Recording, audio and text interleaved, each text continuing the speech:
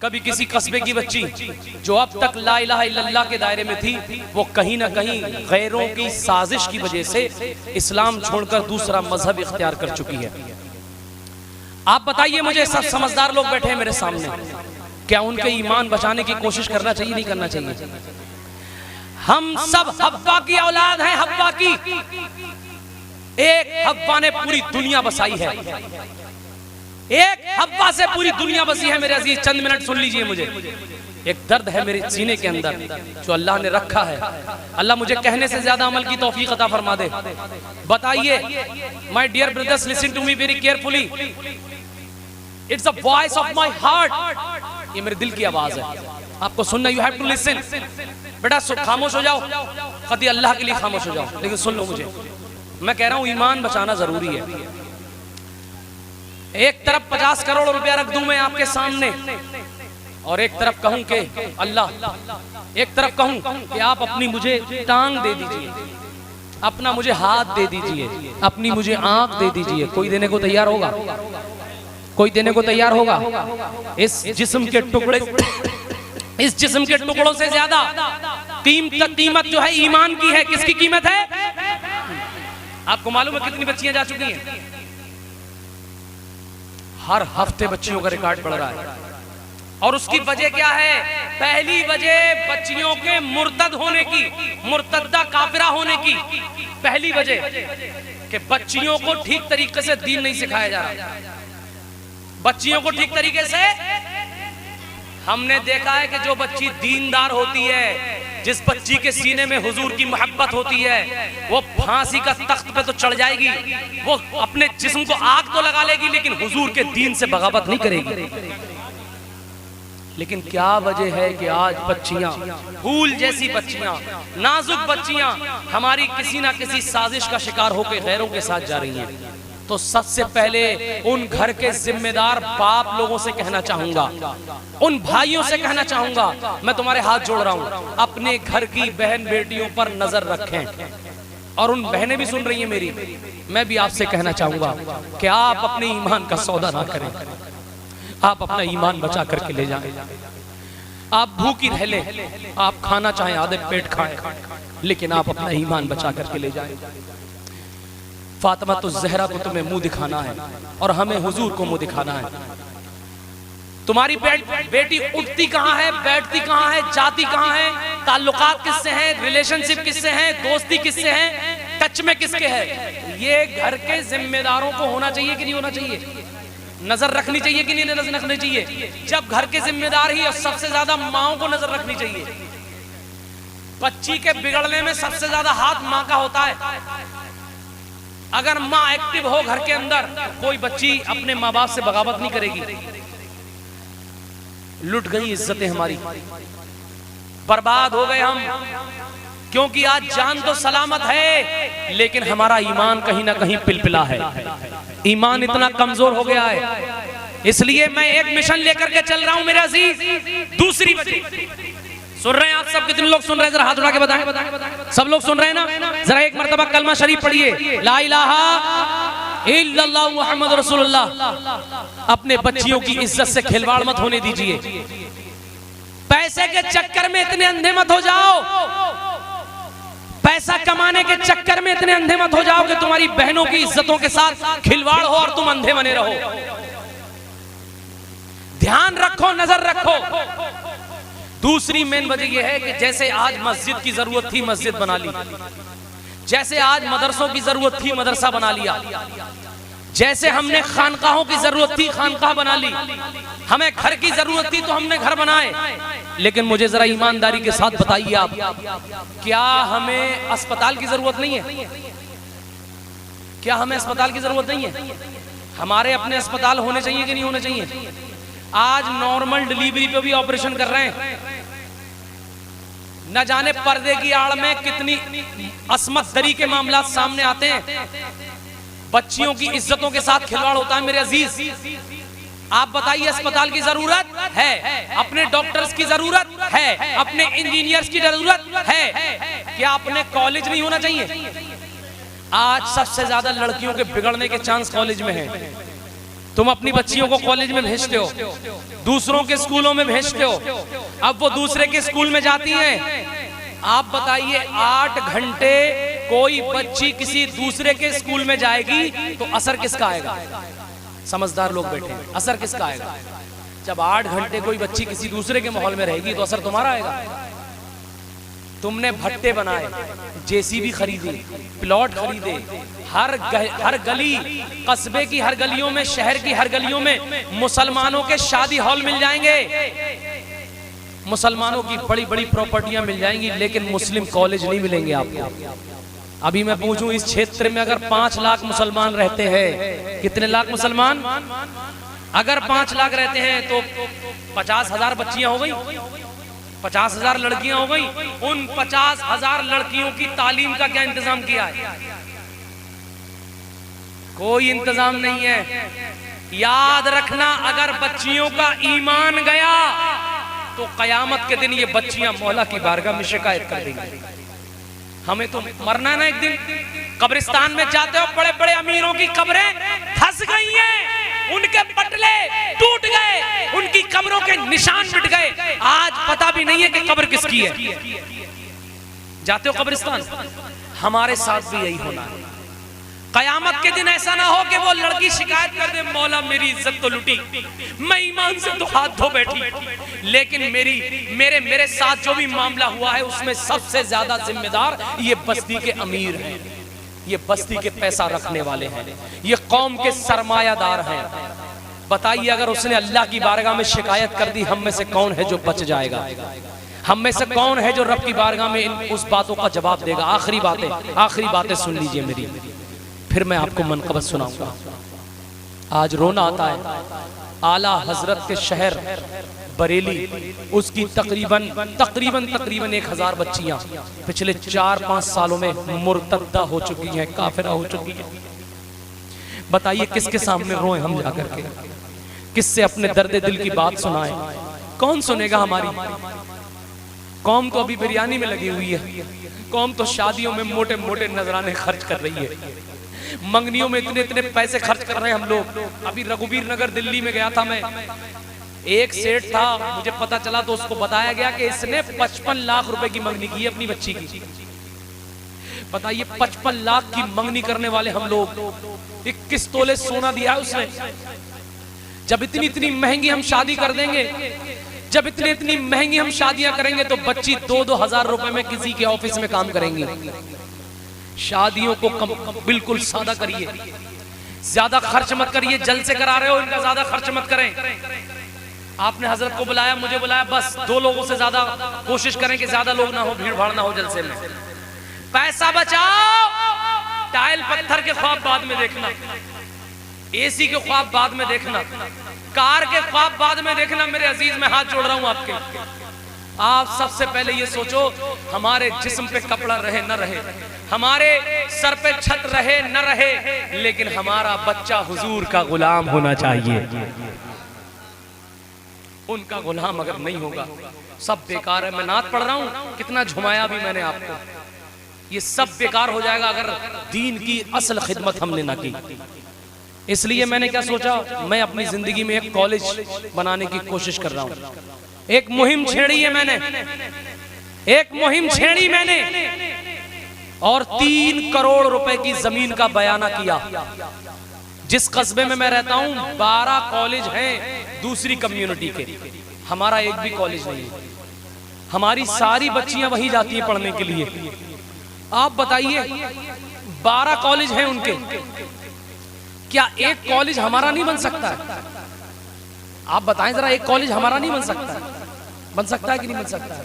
क्या हम इतने कमजोर हो गए हैं कि एक कॉलेज भी नहीं बना सकते? पिछले साल अक्टूबर में मैंने बयाना किया था जमीन का। ये मौलाना साहब मुझसे जुड़े, इन्होंने एक ग्रुप बनाया, 85,000 रुपए का इंतजाम इन्होंने ऑनलाइन करा के दिया। अभी तक 3 करोड़ में से अल्लाह ताला ने 2 करोड़ 20 लाख रुपए का इंतजाम करा दिया। और पता है, किसी नेता ने पैसे नहीं दिए मुझे, मेरी जान पहचान है कम कम नेताओं में, सेठों में बड़े कम।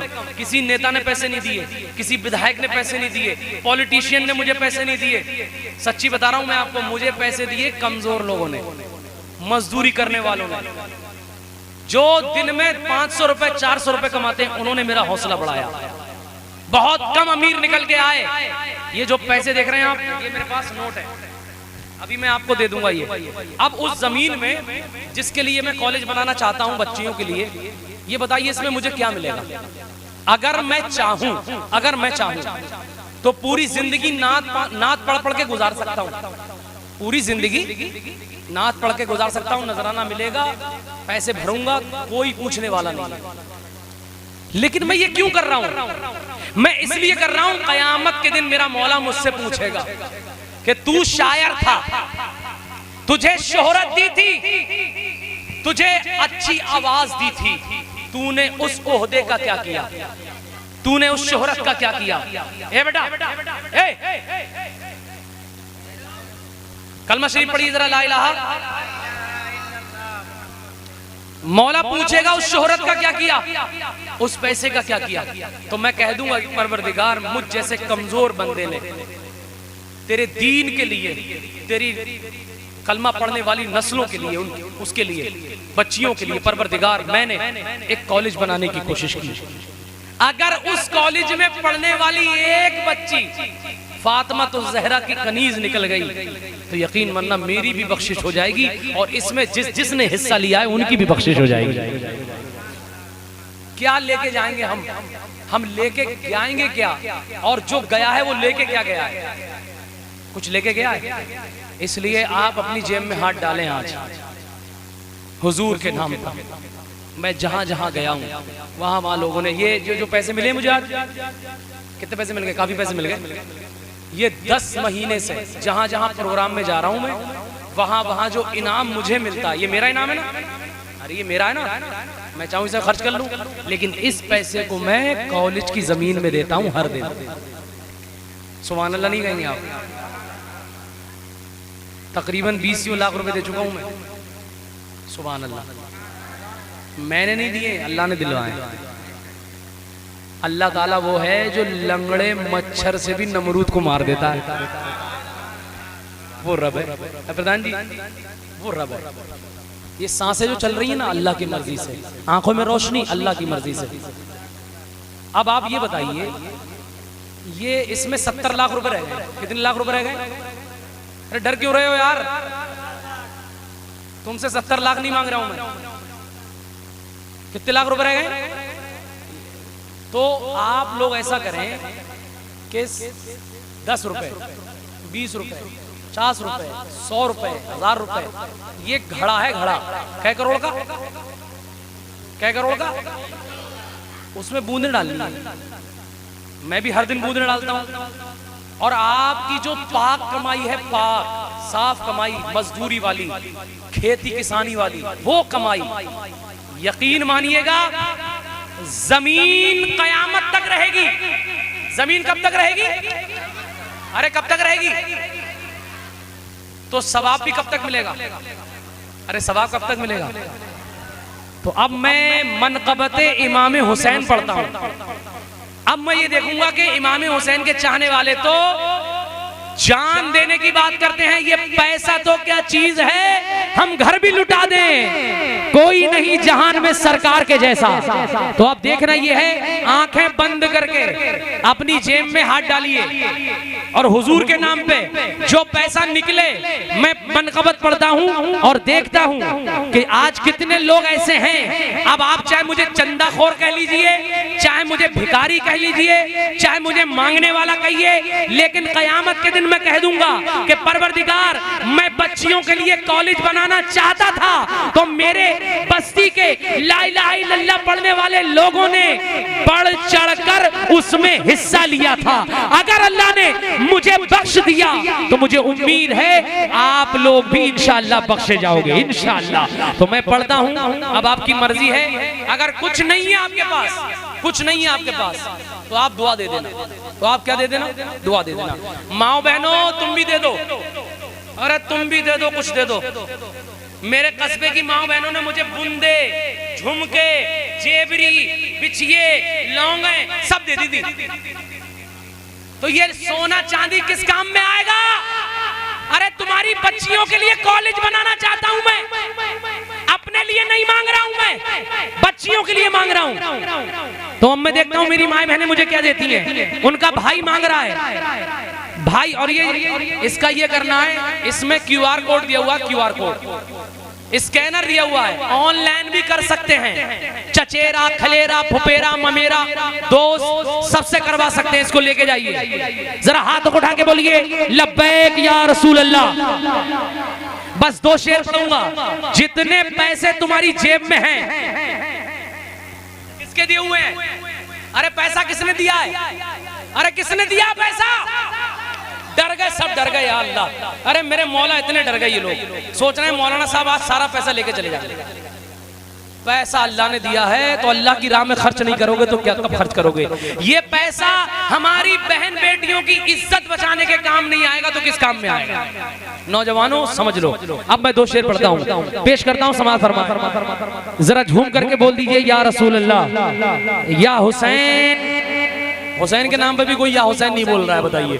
या हुसैन, या हुसैन, या हुसैन, या हुसैन, मेरे नबी,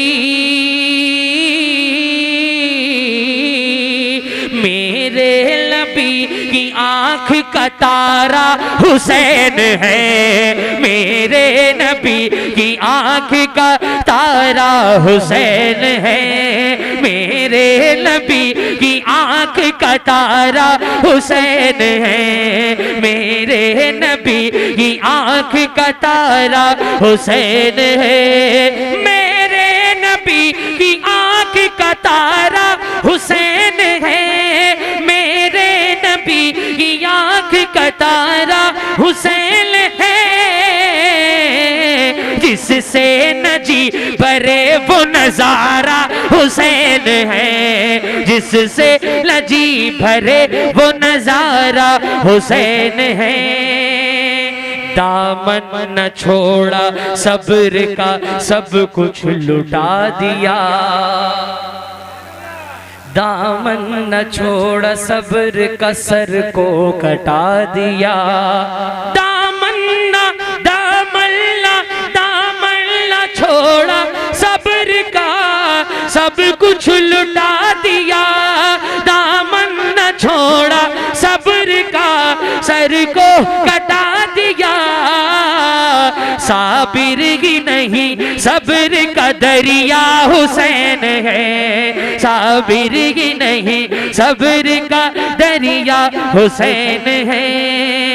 और आखिरी शेर पढ़ रहा हूं, आधा मैं पढ़ूंगा और आधा आप पढ़ेंगे इंशाअल्लाह। थक गए, थक गए, कह रहे हैं थक गए। किसान करने वाले लोग थक गए। एक बरेली का पहलवान सबसे जीत गया। सोचिए आप कितनी मेहनत कर रहा हूं मैं, और अभी भी इतनी ताकत है कि पूरी रात पढ़ता रहूंगा, थकूंगा नहीं मैं। अरे सुभान अल्लाह तो कह दो भाई। ये ताकत भी अल्लाह की दी हुई है, ये ताकत भी अल्लाह की दी हुई। अब आखिरी शेर सुनिए नौजवानों। 2 टांग का भेड़िया कहता है माज़अल्लाह हुसैन मर के मिट्टी में मिल गए। जी इसको लेके जरूर जाएं, इनको लेके जरूर जाएं। 100 रुपए 200 रुपए डलवा दें। अब नहीं तो कल डलवा देना, परसों डलवा देना, 1 हफ्ते में डलवा देना, 2 दिन में डलवा देना, 1 महीने में डलवा देना भाई, कोई बात थोड़ी है। अब शेर सुनिए, समाज फरमाए। कुरान की आयतों ने ये ऐलान कर दिया। कुरान की आयतों ने ये ऐलान कर दिया। कुरान की आयतों ने ये ऐलान कर दिया। क्या मुर्दा नहीं है आज भी जिंदा हुसैन है। मुर्दा नहीं है आज भी जिंदा, जिंदा जिंदा हुसैन है। तुम्हें, तुम सबको तुम्हारी अम्मी की मोहब्बत का वास्ता। किसकी मोहब्बत का वास्ता? ऐसे ही बैठे रहना, ऐसे ही बैठे रहना, कोई अपनी जगह से हिलेगा नहीं। ठीक है, क्योंकि मुफ्ती साहब क़िबला इतनी देर से बैठे हैं और मैंने ऑपरेशन की तैयारी की है, अब असल ऑपरेशन हजरत करेंगे। मैंने अम्मी की मोहब्बत का वास्ता दिया, याद रखना, अम्मी से ज्यादा करीब दुनिया में कोई नहीं होता है और अम्मी से ज्यादा दुआ करने वाला भी कोई नहीं होता है। उसी अम्मी की मोहब्बत का वास्ता दिया है कि कोई भी शख्स अपनी कुर्सी से नहीं हिलेगा। अल्लाह ताला मेरे पढ़ने को बोलने को अपनी बारगाह में कबूल फरमाए, जो गलती हो गई वो अपने हबीब के सदक़े में माफ फरमाए। अस्तगफिरुल्लाह रब्बी मिन कुल्लि ज़ंबि व अतूबु इलैह। एक मरतबा जरा कलमा शरीफ पढ़ लें, ला इलाहा इल्लल्लाहु ला इलाहा इल्लल्लाहु मुहम्मदुर रसूलुल्लाह सल्लल्लाहु तआला अलैहि वसल्लम। सलामत रहें।